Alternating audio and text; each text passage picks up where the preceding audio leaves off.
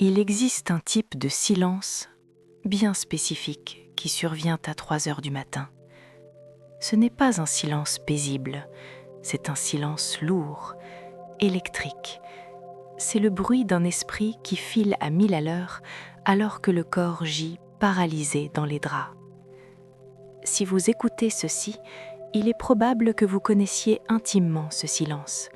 Vous connaissez la texture du plafond au-dessus de votre lit, vous connaissez le motif exact des ombres que les lampadaires projettent sur votre mur, et vous connaissez la boucle qui tourne dans votre tête, la rediffusion de chaque erreur, le calcul de chaque année perdue, le deuil de la personne que vous étiez censé être. Ce soir, nous allons disséquer ce silence. Nous allons parler d'un phénomène que les psychologues appellent le burn-out de l'enfant surdoué. Mais ce n'est pas juste un mot à la mode, c'est une défaillance systémique de la façon dont nous élevons nos enfants les plus brillants. Imaginez un moteur de course, un moteur V12 conçu pour la Formule 1. Pendant les 10 premières années de sa vie, ce moteur est placé dans un karting. Il domine la piste, il dépasse les autres voitures sans même chauffer, il gagne tous les trophées. Les mécaniciens applaudissent, la foule acclame, mais parce qu'il n'a jamais eu à forcer, il n'a jamais appris à refroidir. Il n'a jamais appris à négocier un virage à vitesse maximale. Il n'a jamais appris l'endurance. Et puis, un jour, la piste change. La piste de karting disparaît et soudain, le moteur se retrouve sur un parcours de rallye plein de boue, de rochers et de collines interminables. Les autres voitures, celles qui ont lutté sur la piste de karting, elles savent changer de vitesse, elles savent souffrir. Mais le moteur V12, il ne sait que voler ou exploser. Si vous vous sentez comme ce moteur ce soir, fumant et brisé sur le bas-côté de la route, alors écoutez attentivement, parce que nous allons retracer le câblage jusqu'au tout début.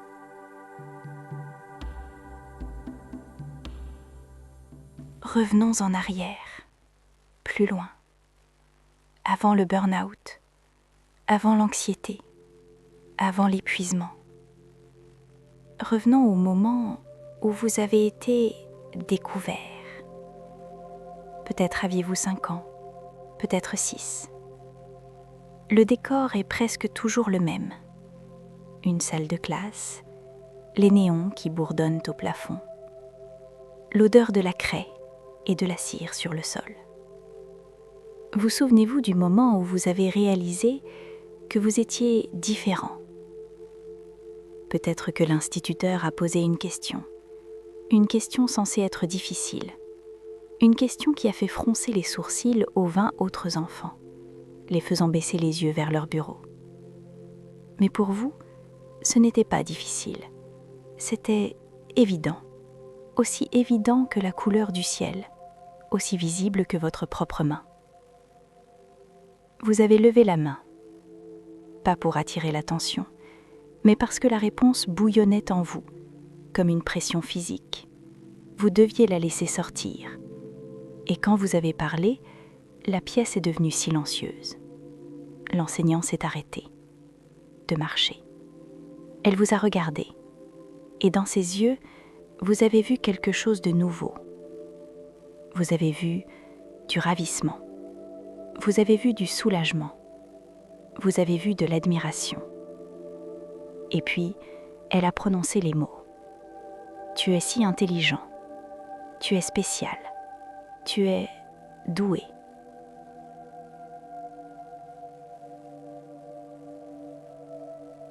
Les psychologues appellent cela la théorie de l'étiquetage. Lorsqu'on donne une étiquette à un enfant, surtout une étiquette positive, il va modifier toute sa personnalité pour entrer dans cette étiquette. Il va construire sa maison à l'intérieur de ce mot.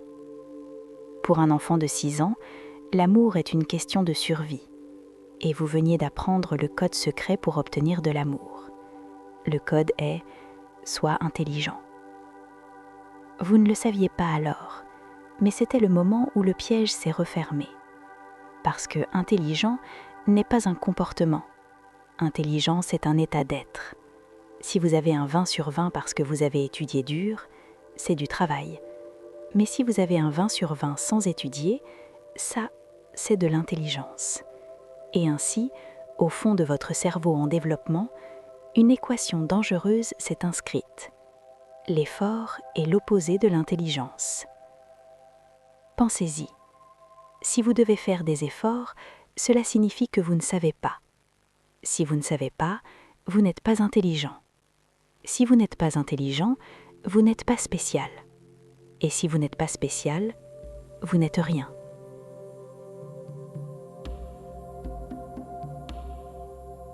Allons plus loin.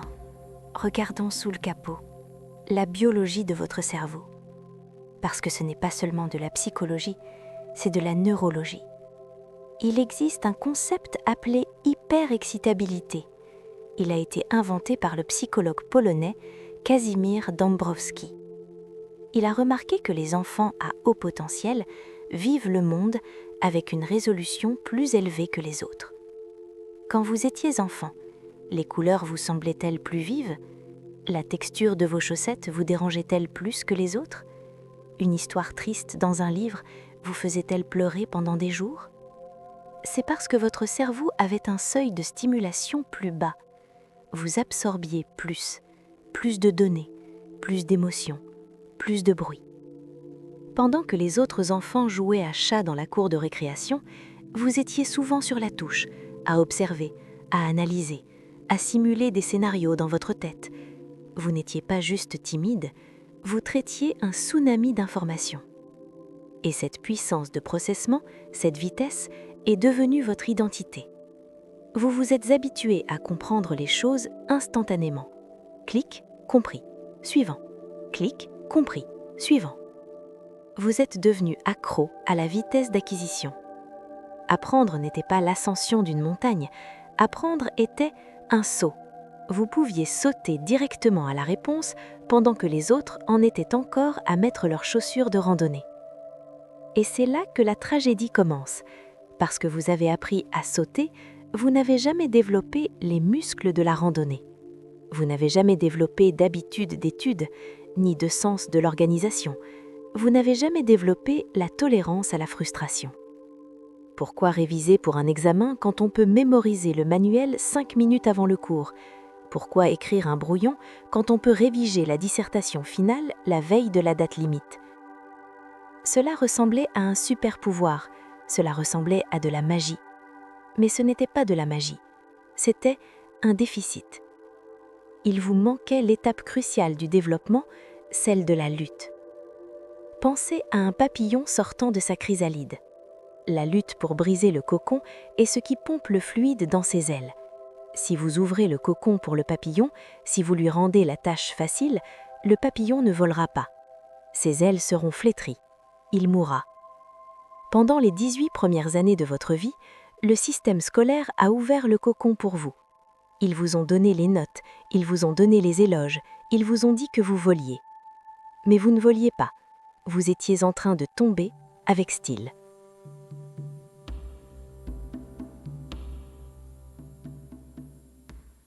Parlons de l'état d'esprit fixe. C'est le mur invisible que vous avez percuté quand vous avez fini par grandir. Le docteur Carol Dweck, chercheuse à Stanford, a découvert quelque chose de profond. Elle a trouvé que les enfants félicités pour leur intelligence ont tendance à éviter les défis plus tard dans la vie. Pourquoi? Parce que si votre valeur est basée sur le fait d'être intelligent, alors une erreur n'est pas juste une erreur. Une erreur est une crise d'identité. Si vous essayez quelque chose de difficile et que vous échouez, cela prouve que vous n'êtes pas intelligent. Alors, vous arrêtez d'essayer des choses difficiles. Vous vous en tenez à ce que vous savez. Vous vous tenez aux choses qui viennent facilement. Vous êtes devenu aversif au risque. Vous êtes devenu perfectionniste. Le perfectionnisme n'est pas le désir de bien faire les choses. Le perfectionnisme est un mécanisme de défense. Le perfectionnisme est le bouclier que vous portez pour vous protéger du jugement. Si c'est parfait, personne ne peut vous critiquer. Si c'est parfait, personne ne peut voir que vous êtes en réalité terrifié. Mais le perfectionnisme est lourd. C'est une armure faite de plomb et vous la portez depuis l'âge de 7 ans. Pas étonnant que vous soyez fatigué, pas étonnant que vous vouliez dormir. Vous portez un bouclier qui pèse 10 fois votre poids depuis 20 ans. Et maintenant, en regardant cet enfant dans la salle de classe, celui avec la main levée bien haut, celui aux yeux brillants, nous pouvons voir l'avenir qui l'attend. Nous pouvons voir l'accident arriver. Nous pouvons voir le mur. Mais ça, c'est une histoire pour le prochain chapitre.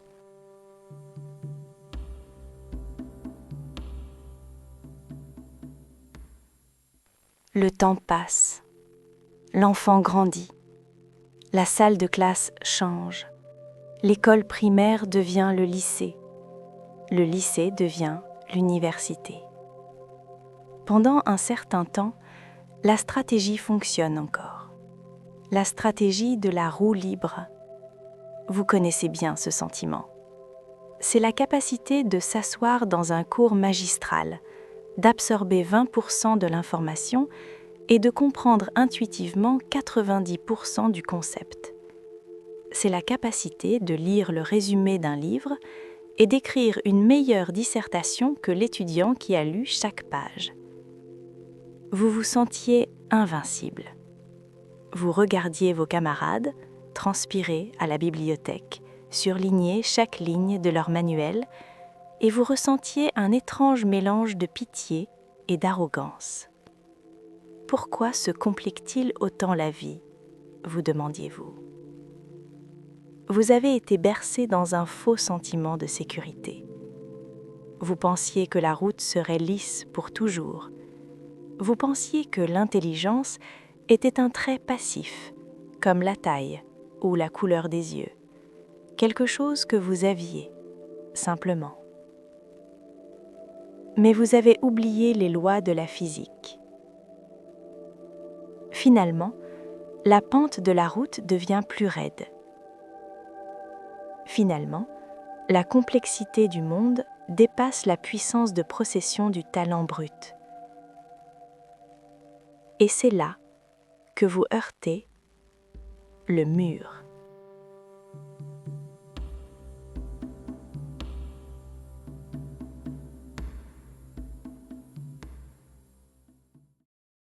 Le mur est différent pour chacun. Pour certains, c'est la chimie organique en 2e année de fac. Pour d'autres, c'est leur premier mémoire.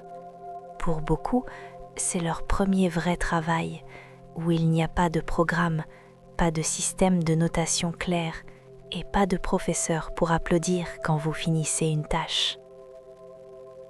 Vous souvenez-vous du moment où vous avez heurté le mur ? Cela commence par de la confusion. Vous vous asseyez pour faire le travail, vous ouvrez le document, vous regardez le problème et pour la première fois de votre vie, la réponse ne vient pas. Le saut mental échoue. Le clic ne se produit pas. Ce moment est terrifiant. Ce n'est pas juste de la frustration, c'est une horreur existentielle, parce que vous n'avez jamais appris la compétence de ne pas savoir. Vous n'avez jamais appris la compétence d'être un débutant. Pour vous, une page blanche n'est pas une opportunité, c'est un miroir, reflétant un vide soudain et terrifiant. Votre cerveau commence à paniquer. Il scanne sa base de données pour une solution. Comment je résous ça ? D'habitude, je sais, juste. Pourquoi je ne sais pas ? Mon intelligence a-t-elle disparu ? Suis-je stupide maintenant ? C'est la fragilité de l'état d'esprit fixe. Quand vous vous définissez par votre capacité, alors au moment où vous luttez, vous cessez d'exister. Vous ne regardez pas la tâche difficile en pensant « cela prendra du temps ». Vous regardez la tâche difficile en pensant « j'ai été démasqué ». Vous vous sentez exposé. Vous vous sentez comme un magicien qui n'a plus de tour dans son sac et le public regarde encore. Il attend.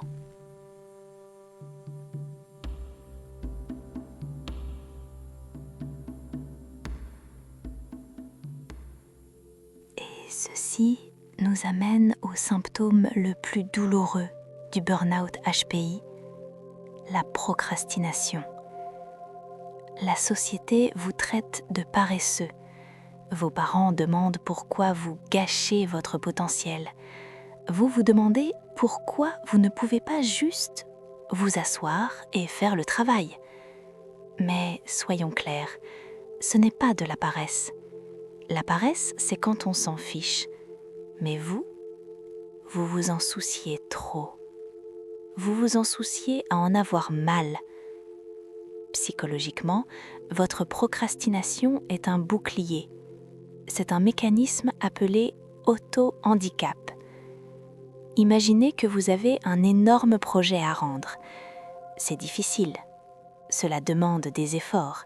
Et parce que cela demande des efforts, cela menace votre identité de génie naturel. Si vous commencez tôt, travaillez dur et échouez, ce serait dévastateur. Cela prouverait que vous n'êtes pas intelligent. Cela détruirait votre ego. Alors, votre subconscient vous propose un marché brillant et tordu. « Attends, dit-il, ne commence pas encore. Attends la veille. Attends jusqu'à 22 heures. Attends que la peur soit si forte que tu ne puisses plus rien ressentir. » Pourquoi ? Parce que si vous laissez faire jusqu'à la dernière minute, vous avez une excuse. Si vous le bâclez et obtenez un 12 sur 20, vous pouvez dire « Eh bien, je n'y ai passé que 2 heures. Si j'avais essayé, j'aurais eu 20. » Votre ego est sauf. Vous êtes toujours un génie, juste un génie paresseux. Mais si vous le bâclez et accomplissez un miracle et obtenez 20 sur 20, alors vous êtes un dieu. Vous avez réaffirmé votre statut d'enfant magique qui n'a pas besoin d'essayer. C'est un scénario gagnant-gagnant pour votre ego, mais c'est un scénario perdant-perdant pour votre âme. Vous êtes piégé dans un cycle de terreur et de soulagement. Vous vivez votre vie en sautant d'un bron en feu à un autre, alimenté par le cortisol, alimenté par l'adrénaline, alimenté par la peur d'être ordinaire.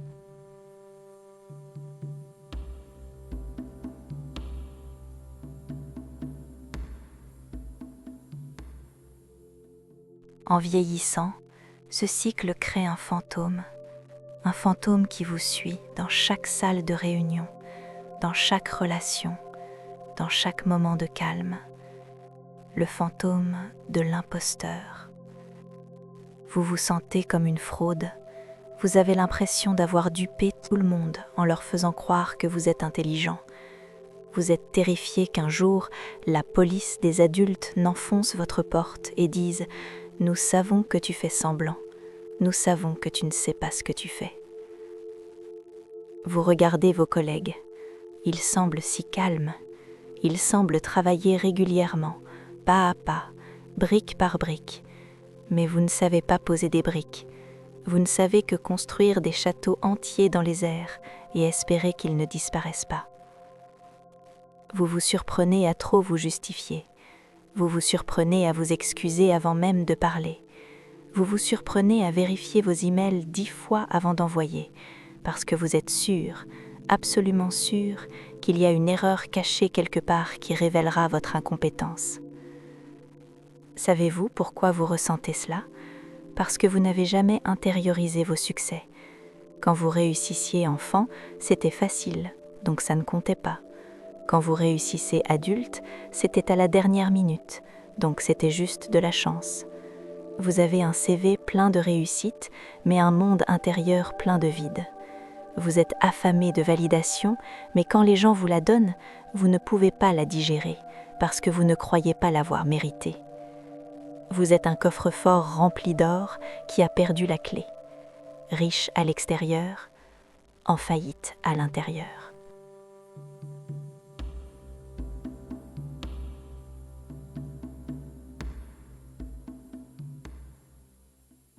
Et il y a un dernier piège, le piège du potentiel. Quand vous étiez jeune, on vous disait « tu peux être tout ce que tu veux, le monde t'appartient ». cela ressemblait à une bénédiction, mais pour l'enfant surdoué, c'est une malédiction. Parce que tu peux être n'importe quoi implique tu dois être quelque chose d'incroyable. Si vous avez le potentiel de guérir le cancer, n'est-ce pas du gâchis d'être juste dentiste ? Si vous avez le potentiel d'écrire le grand roman français, n'est-ce pas un échec de juste écrire des emails marketing ? Vous êtes paralysé par l'ampleur de votre propre potentiel. Vous voyez 1000 chemins devant vous, et chaque chemin ressemble à un piège. Parce que si vous choisissez un chemin, vous devez abandonner les 999 autres versions potentielles de vous-même. Alors, que faites-vous ? Vous restez immobile, vous figez. Vous restez dans le couloir à fixer les portes, sans jamais en ouvrir une. Vous commencez des projets, mais ne les finissez jamais, parce que tant que le projet est inachevé, il est encore parfait. Il a encore du potentiel, mais au moment où vous le finissez, il devient concret, il devient réel et il devient jugé.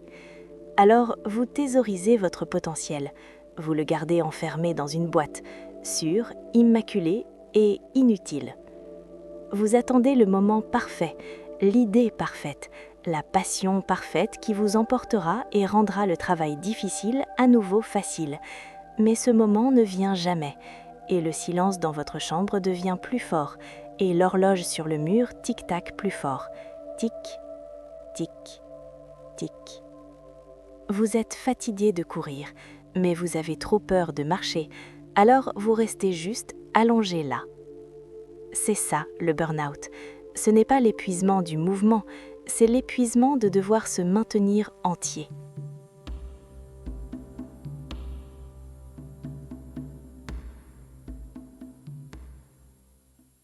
Il y a une couche finale, invisible, à la prison de l'enfant surdoué.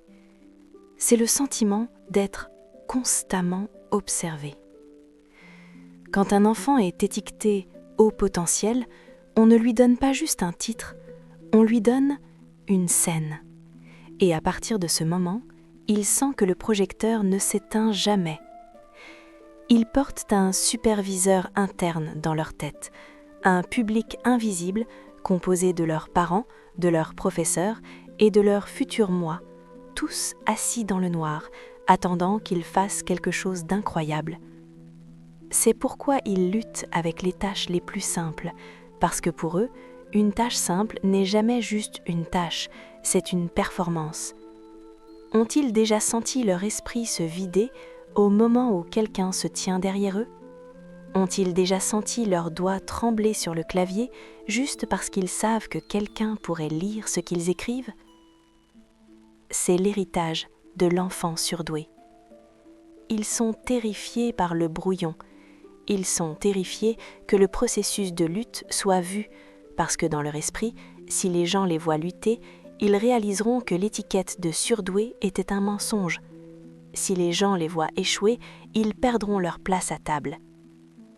Ils ont été conditionnés pour ne montrer que le produit final, la note parfaite, le chef-d'œuvre fini, la victoire sans effort.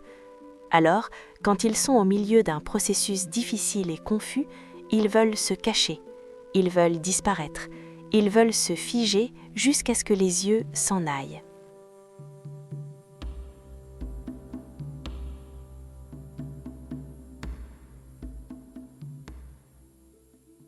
C'est ici que le burn-out de l'enfant surdoué est la panne du moteur, alors la peur d'être observé, c'est le blocage des freins. Ce sont les deux faces d'une même pièce. L'une est l'épuisement d'être spécial, l'autre est la terreur d'être vu comme moyen. S'ils se retrouvent incapables de travailler lorsqu'ils sont observés, s'ils sentent leurs compétences s'évaporer à la seconde où ils sentent une paire d'yeux sur eux, c'est parce qu'ils essayent encore de protéger cet enfant de 6 ans dans la lumière dorée. Ils essayent encore de prouver qu'ils n'ont pas besoin d'essayer. Si cela résonne, si ce gel est leur réalité quotidienne, alors comprendre le mécanisme de cette paralysie est le seul moyen de rompre le sortilège. Peut-être quand le soleil se lèvera, voudront-ils explorer cette obscurité spécifique, l'obscurité de pourquoi vous figez quand vous vous regardez. Mais pour l'instant, nous avons une tâche plus urgente. Nous devons démanteler le piédestal.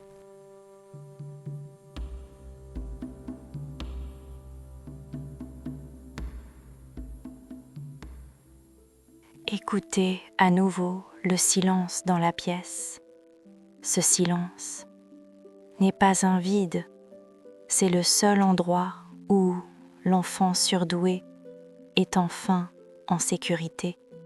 Ce soir, le contrat est rompu, celui qu'ils ont signé quand ils avaient 6 ans, celui qui disait que leur valeur était liée à leur production.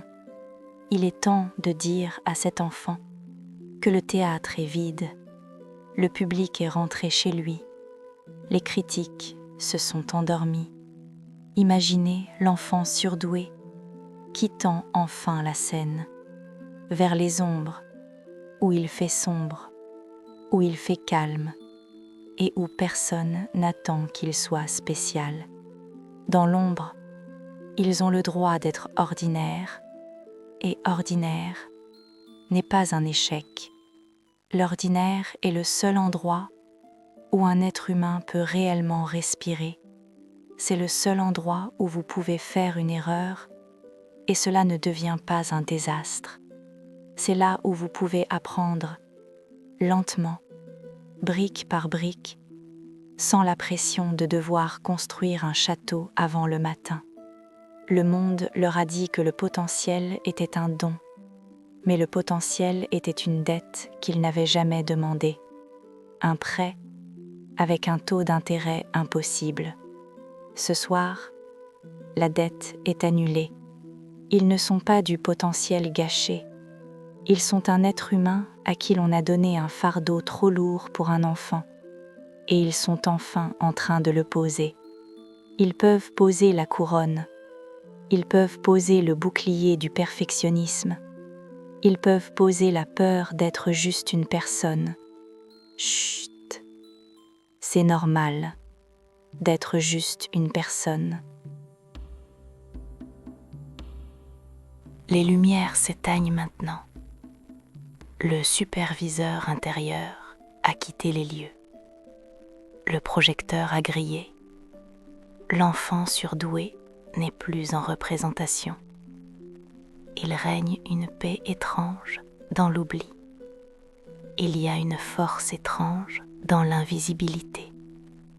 Plus d'étiquettes intelligents, plus de talent, plus de paresseux, plus d'échecs, juste l'existence, pure, lourde, silencieuse. Les étoiles n'ont pas besoin d'essayer de briller. Elles brillent tout simplement. La pluie n'a pas besoin d'essayer de tomber. Elle tombe tout simplement. Et une âme humaine n'a pas besoin d'essayer d'avoir de la valeur. Elle l'est tout simplement. La chambre silencieuse est plongée dans le noir. Le vacarme du monde a été étouffé par la nuit. Le poids de la couronne a disparu. Il n'y a plus de potentiel à accomplir. Il n'y a que le moment présent, l'air frais, les ombres douces, le silence absolu et guérisseur. Enfin, la représentation est terminée.